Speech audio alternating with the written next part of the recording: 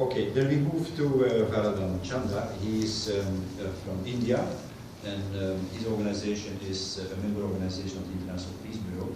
And we're very glad that he is here for the peace event and also for this workshop on the role of faith-based organizations and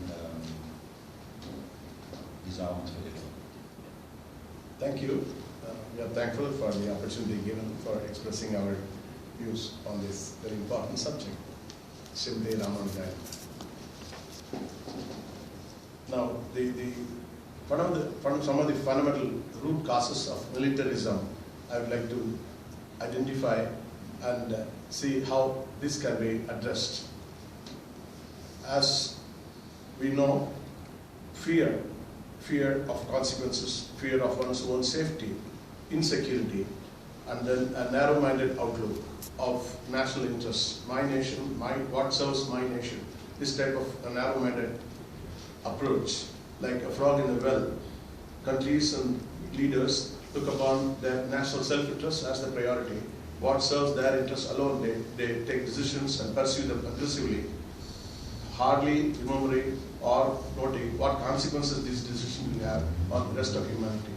So, fear, insecurity, and a narrow-minded, especially in these days of globalization, it has become very, very irrelevant for our countries to think in those angles. It's very important that people have to start looking on what are the interests of these decisions on mankind as a whole, humanity as a whole. That time has come. But people have still been continuing the traditional way of narrow-mindedness in terms of national self-interest alone. These are some of the fundamental root causes of militarism. In addition, we also have greed and selfishness of the interested lobbies. You have the arms lobby, you have the energy lobby, you have the people who mediate in the political circles, in the business circles. These are the people who stand to gain, the stakeholders in the game of militarism.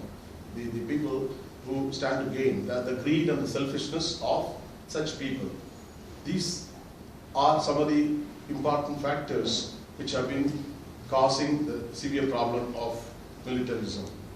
And the cost, as we are hearing now, is very alarming, and we can ill afford at a time when we have very added challenging problems in terms of global warming, in terms of sustainability of mankind, in terms of huge armament, nuclear armaments which are available here. In any type of small triggering anywhere could cause huge consequences at a time when even the type of environmental damage that are caused demand huge investments in terms of research and development to correct things. In terms of positive actions for sustenance of mankind, huge amount of expenditures are needed today. And this money has to be the money which now is going on the destructive side of armament manufacturing. And the arms lobby has to be curtailed, has to be controlled. And we need to understand how do we address these root causes which are driving the people's mind. And we have had peace activism existing for the last so many years. In the recent years, it has been gaining momentum. But I'm sad to say, even today, the mainstream media, the mainstream society, looks upon the peace activists as only fringe organizations or the peripheral organizations, which is very, very unfortunate. And it's like, why peace is important for me? This type of fundamental understanding, fundamental knowledge has to be inculcated into the society, into our own young people. And we may not need the soil. We don't eat the soil, but we eat the food. And the food requires the soil. Unless the soil is nutritious, the soil is healthy, food cannot grow. And if food cannot be available, we cannot be eating.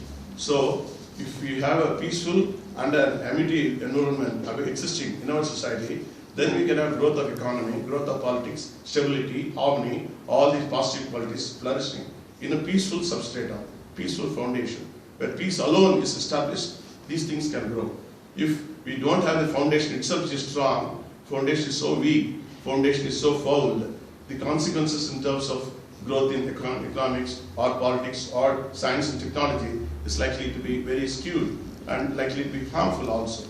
It's very important that we go down and lay this particular foundation of a sustainable, peaceful, harmonious base for mankind to survive for the next 100 years. It's absolutely essential that we relay the foundation so that the next 100 years we can have a little more peaceful existence. This 100 years is a very good period for us to take stock, prospects and retrospects. We have had, this is the soil which had commenced the major calamity for mankind as a whole, and we have had so much of human life losses in the First World War, Second World War, and various theatres of war in subsequent areas. If you can have 100 years of war and bloodshed because of the control of the elements of this type of qualities which have been guiding, can we now plan for the next 100 years where we will have peace as the foundation, peace as the goal, peace as the motivation, peace as the target, and we ought to have this type of fundamental change. You know, every ground, every area, every earth where blood has been shed, human blood has been shed, it's possible to have two types of consequences out of this. One is that of revenge.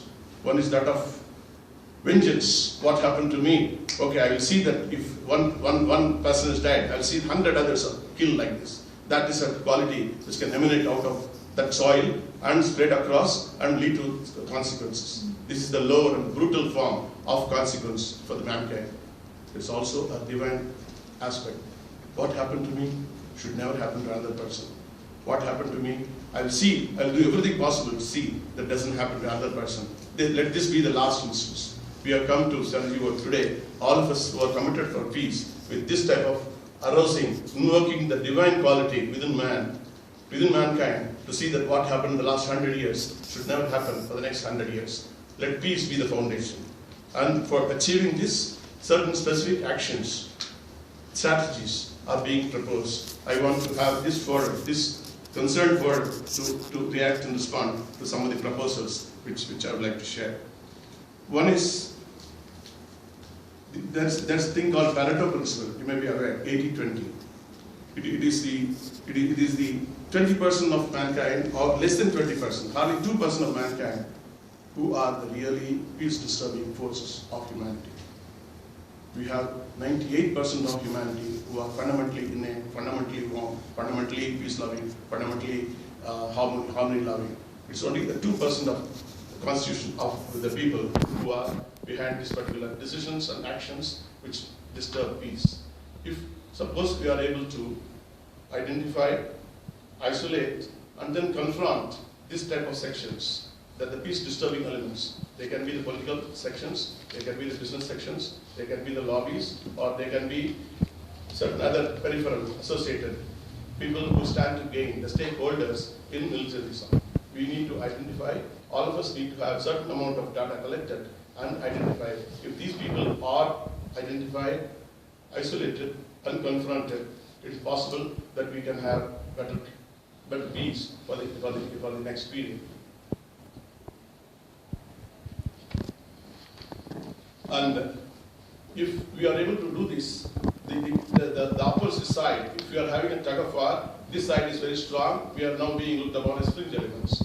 We can identify who are the stakeholders on this side.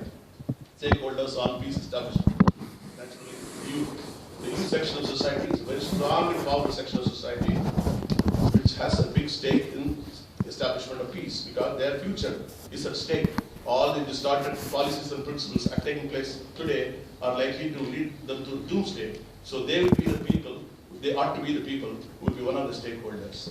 Then the women's section of society, the women's organization, the NGOs connected with that, are the second stakeholders because you know that in any calamity that is taking place, the silent victims, the people who suffer the most are the women's section. It is the women's section who are the fundamental stakeholders in this. The third stakeholders are us, the religious groups, who have a say, who have responsibility to communicate the communication that basis and the instructions of our divine masters, and then to spread it across, to put them on the track. In this particular group, we are also a very powerful group. We are to realize our stake, and we also have to be one of these particular stakeholding group. And third are the environmental groups, people who care for environment, who care for sustenance of human in the environment and ecological conditions, who care for corrective actions to see that things are put in place. So if you are able to rally all these stakeholders together and confront this small element or segment which which has been misleading or misdirecting, but holding power today. This has to be weakened, and the rest of the people have to be united and federated. This has to be the primary objective with which we could be proceeding further. And it's important that we also realize that the people who are having a stake today, who have a stake today to perpetuate the status quo, are not going to give up just like that. If profit and money are the fundamental motives because of which people are now doing the way things are doing, and they are very, very close to their heart, it is very difficult for us to change the mind, change the heart at our existing level to be able to get any tangible results in their thinking, in their actions, in their approaches. Just like that, we are not going to get it. This is exactly where we need to have a socio-spiritual approach of confronting this particular segment, which needs to be having a change of heart, change of mind. As I mentioned, the socio approach, the society-based approach, are our forming different groups joining together, isolating, identifying, and confronting them. Confronting them at the social level is one thing. Confronting them at the spiritual level is the most important factor, which I would like to take you further. How do we confront these particular isolated groups who are the trouble causers, trouble creators for peace establishment? How do we confront them spiritually?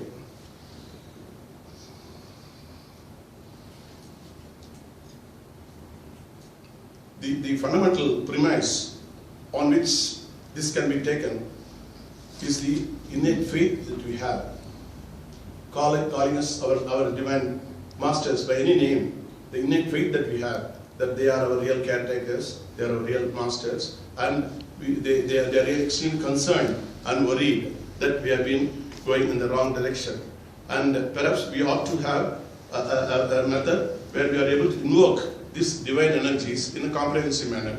It is very likely that the present way of our prayers, our approaches have not been effective for certain reasons of their own. The type of approach which we are proposing is invoking the innate goodness of man, invoking the innate divine goodness of man, but then doing in a federated manner, doing in a comprehensive manner. And we believe in the method which Mahatma Gandhi had showed us in our country.